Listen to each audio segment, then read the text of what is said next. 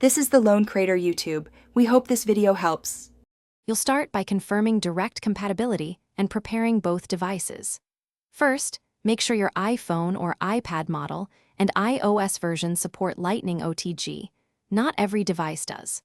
Once done, inspect the adapter for debris or bent pins and choose an MFI-certified adapter to avoid handshake failures.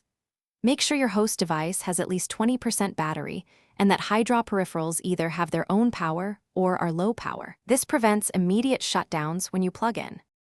Now you connect and authorize the peripheral. Plug the Lightning OTG adapter into the port firmly until it seats, then attach the USB device, keyboard, camera, or flash drive, and wait for the system to recognize it. You may see an on-screen prompt asking for permission. Tap Allow. For external storage, make sure it's formatted as XFAT or FAT32 so files can read it. If it's a camera, use the Photos or Files app to import. If a MIDI or audio interface, select it in your app settings.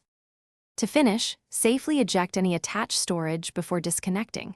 Use the Files app or the system prompt to unmount to avoid data loss. If the peripheral isn't recognized, try swapping cables or the adapter, add a powered USB hub, and then reconnect. Many issues are power or cable related.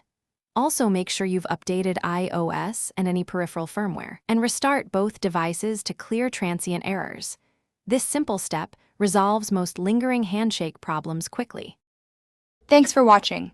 Consider subscribing if we helped you.